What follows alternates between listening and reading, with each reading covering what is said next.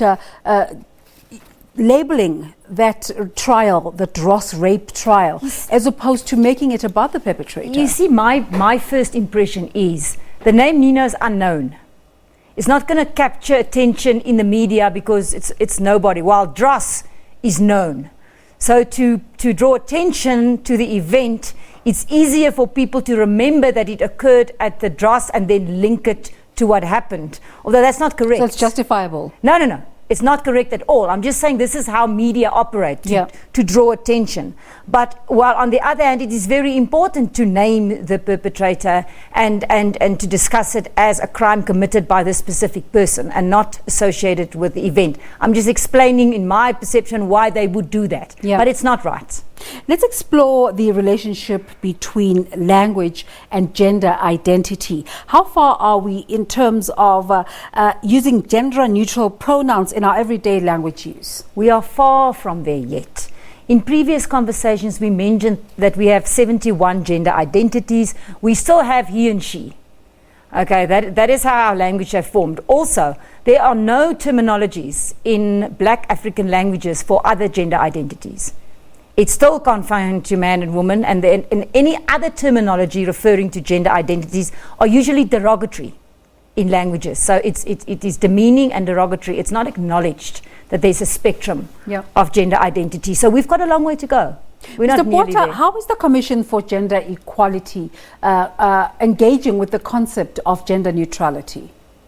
Well, I mean, if you go to our offices, go to our head office in particular, you have you don't have males, females. You have just bathrooms, toilets, if you like. But I want to go back, Desiree, and say that, I mean, it's not just by accident that we don't have a gender neutrality language, because this is how it's designed. I mean, how many of us are told of what one would call heteronormativity, that God did not create Adam and Adam.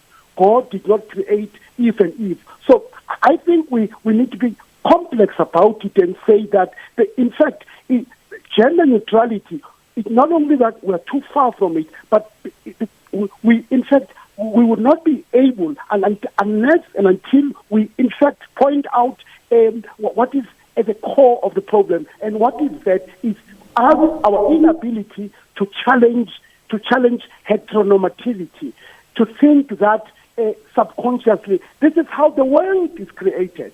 And it goes back, Desiree, to what I said earlier, that would always say that, but hold on, this is how boys are. This is how women are. Women are emotional, women are irrational, and all of these, Desiree, they go at the heart of what is the problem. And the problem is that they seek to deepen and sustain patriarchy.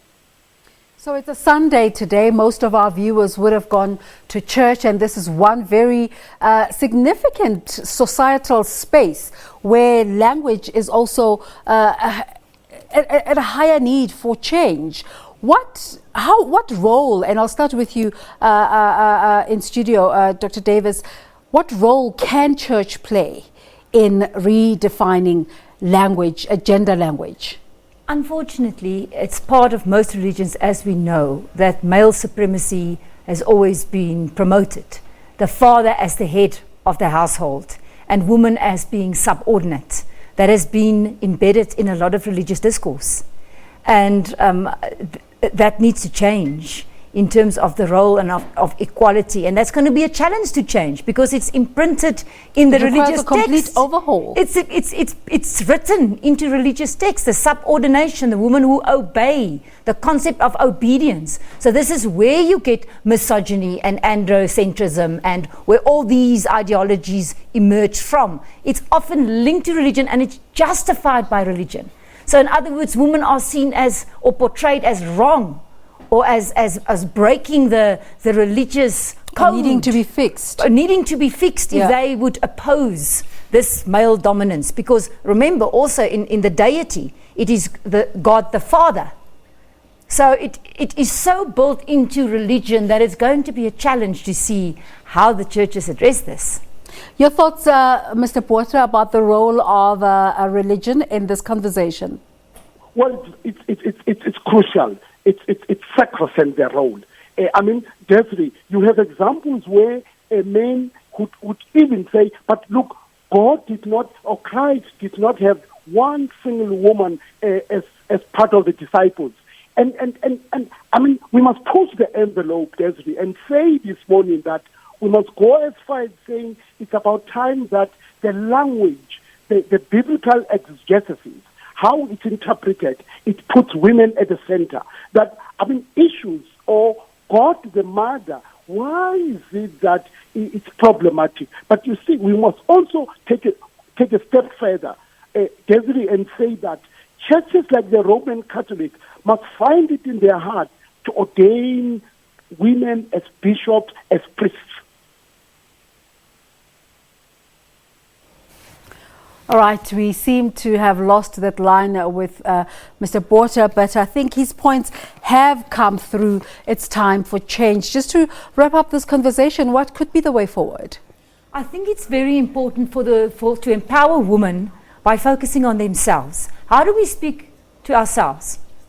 What is the concept of self-acceptance? Do we always see ourselves through the eyes of others, or are we now reaching the point where we say, I like myself? I totally and unconditionally accept myself just the way I am. It starts there. So it's the self-language we need to promote. But what about your interaction with society when you have done the self-acceptance bit? Well, then women have to be more assertive, more outspoken. We've seen the campaign with #MeToo. Women are starting to voice, and that must be encouraged. Women must be encouraged to speak out and to call it what it is, that the stigma is not associated with the survivor. The stigma needs to become associated with the perpetrators. Then we can empower women. Mr. Botha, I hear you're back. I thought you'd rushed off to catch the last bits of the rugby match. Just your final thoughts in this conversation. How do we take this conversation forward and make sure that meaningful steps are taken to change language in society? Definitely, we need to do much more in terms of the early childhood. Desiree and your viewers, we need to go back to the madrasas of this world. We need to go to the crèches of this world. All faith-based organizations. We must push the envelope. And these are spaces, as young girls, young boys grow up, we need to go in where they are and show them that it is not, in fact, kosher. It's not, in fact, okay to only talk about heteronormativity. All right, let me thank both of you for coming through this morning. Quite an interesting conversation that, again, is an ongoing conversation. That was strategic communication academic and gender activist Dr. Corne Davis. And on the line from Pretoria, we had Mbuyiselo Botha, a gender activist and commissioner at the Commission for Gender Equality. Let's take a break. When we return, I think we're looking at sport.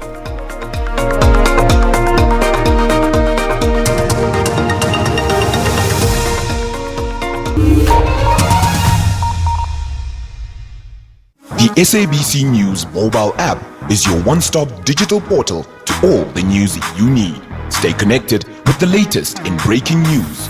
Watch the SABC News channel along with clips and live streams of all the big news events. And listen to all the SABC News radio stations live, including podcasts and much more. Simply download the SABC News app to your Android or iOS device from either the Play Store or the App Store. SABC News, independent, impartial. Many often share their worry about artificial intelligence taking their jobs away. The truth of the matter is that artificial intelligence does a lot of things faster and better than humans. That machine didn't make itself, it was made by a human being. So which means us as human beings, we need to think more on the skills which we have. I feel like ultimately it'll increase productivity and efficiency of things. There's a lot of apprehension from the staff. The staff is really worried. What's going to happen? Am I going to lose my job? Is machines going to take over the world? The reality of the matter is, though, that the future is a blend of humans. I don't like the sound of it too much. The fourth industrial, On Network every Sunday at 8:30 p.m. My name is Sergeant Major Corne. I choose yellow as a sign that I'm feeling opportunistic towards South Africa. My name is Kassaundorana and I'm from Ethiopia, Addis Ababa. I came to South Africa in 2001. I'm going to give the political landscape and system of South Africa green because we are still the best in the continent.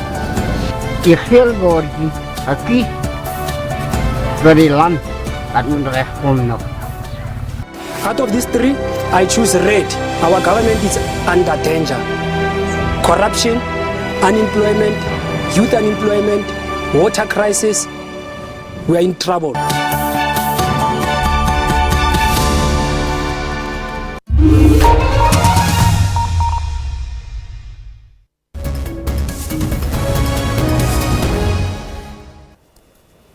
We have a breaking story. A man who was a whistleblower in the murder case of the late ANC Youth League Secretary General Sindiso Magagxa was injured in a shooting in Pietermaritzburg last night. Thabiso Zulu was grazed by a bullet in a shooting while walking with two other people. It's believed a gunman and an unknown vehicle opened fire on the three. Zulu was taken to a nearby hospital and has since been released.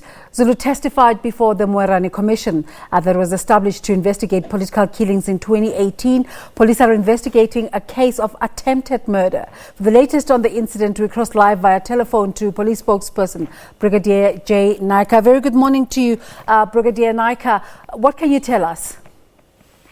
Well, we received a report from the hospital to indicate that they were treating a gunshot victim. When police arrived, he had been treated and discharged. From what we can gather, the victim and his friends were walking along Tokoza Road in the Cokesville area near Pietermaritzburg when unknown gunmen opened fire on them. The victim was apparently struck on his arm. He was taken to hospital by his friends where he received treatment. Detectives from the Mountain Drive police station have opened a case of attempted murder and in the process of attempting to locate the victim so that we can take a statement from him and his friends. I know it's premature to make the link, but is there any link in this case with the one of the late Sindiso Magagxa? No, at this stage there is no indication whatsoever that it's linked to that case. We would hope that by speaking to the victim himself and taking a statement from him, we'll get a clearer understanding of what the possible motive could have been. Give us a sense of how the police service is dealing with political killings in KZN. What's the latest update that you can give us? No, unfortunately, I won't be in a position to give you any updates in terms of the political killings. As you're aware, there's an interministerial team that's been appointed to investigate the political killings, and there is a task team that is working on killings. That is not from KZN. Have any arrests been made? Sorry, are you talking about this case? This particular case from yesterday? No, we haven't even been able to locate the victim. Unfortunately, he switched his phone off, and detectives are searching for him desperately because we need to take a statement from him. Although we have official record from the hospital that he was treated, we have not been in a position to take a statement from him. Thanks for talking to us this morning. Thank you, Desiree. All right. Zai Khan is standing by with the latest on the sporting front. Zai? Well, I can tell you it's a bit messy out there right now. Welcome to sport. We'll start with the ABSA Premiership in the league. Highlands Park, too good for Chippa United with a 2-0 victory. The match was played at